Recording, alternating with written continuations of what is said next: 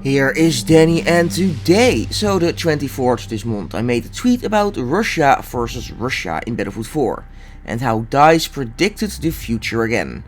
The tweet kinda popped off and it resulted in that a few people started asking on why anyone would play with the two of the same factions.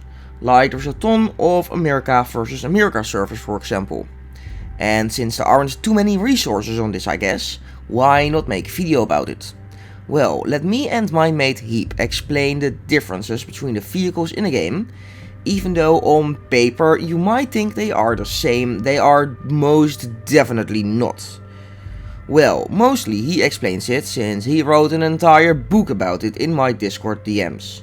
So big shout out to Heap for this, links are of course in the description.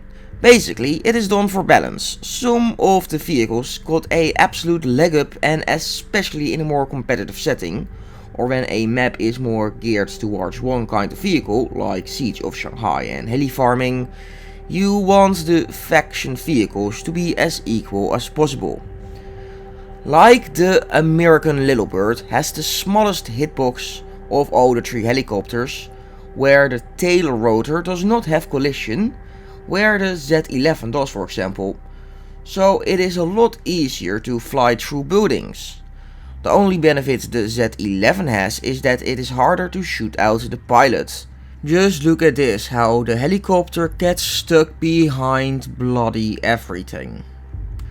In an 8v8 match on Siege, the Z11 will reach the top of B faster and has the high ground, but the Little Bird will probably still win the fight, even if the same amount of bullets hit. For the attack helicopter, the American one has the best visibility for the gunner and pilots, and great agility. It is also nice and small. The Chinese helicopter is slightly more agile for rotational inputs, so yaw, pitch and roll are a bit faster, but it is also a bit wider with worse cockpit visibility. And then there is the flying bathtub, I mean the Russian Havoc. The heaviest and thus the worst agility. It has the biggest hitbox and the worst visibility. Easily the worst helicopter in the game.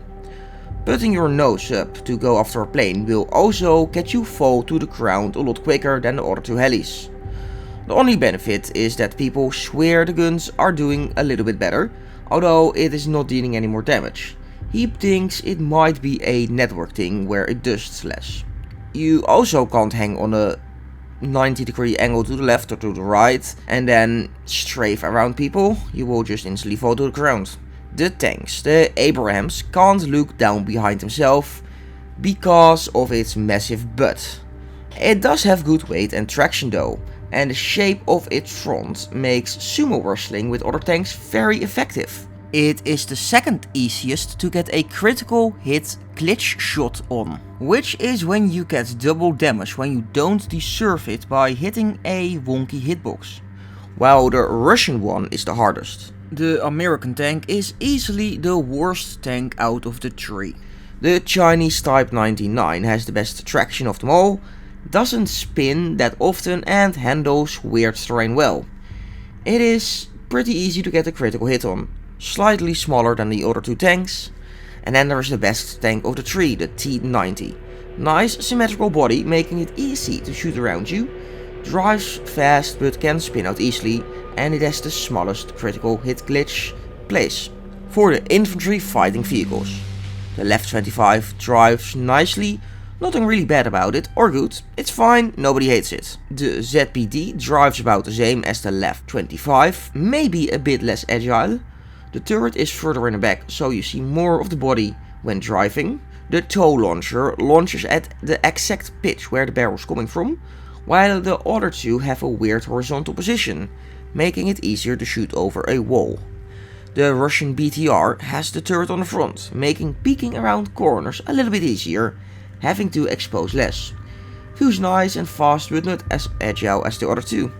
It has better suspension though, meaning that firing on the move is easier. Then it is the anti-air. The LAV-AD is a copy of the LAV-25 and is the only one with wheels, meaning it is by far the quickest, going 65 km per hour instead of the 56 of the other two. The other two are pretty comparable, but they do get stuck a lot less than the LAV-AD. It can turn around its circle due to its tracked nature, something the LAV-AD can't. Attack boats. The RCB is a true American, very big on all the sides. It is massive like holy shit. Also, the tow gets shot from an off angle, which means it is way harder to shoot things over a wall, for example, since the launcher itself is about 3 meters behind the main gun, making quick switching a lot harder. Also, when you get near a wall, it is way harder to steer away from it, while it is a lot easier in the DV15, which is also far smaller with a rounded sideline. And the DV15's repairmen are a bit more exposed in the DV15 boat compared to the RCB, but if that's really the biggest issue.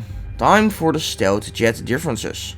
The F-35 is the smallest one of them all and can VTOL, which isn't always that useful, but in very specific cases it allows you to outbrake an enemy with special maneuvers. There's also a chance of receiving less damage from rocket pods from 22 to 8 damage.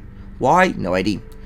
The Chinese G20 turns a lot slower and is harder to hit a consistent 313 km sweet spot per hour for the best turning angle.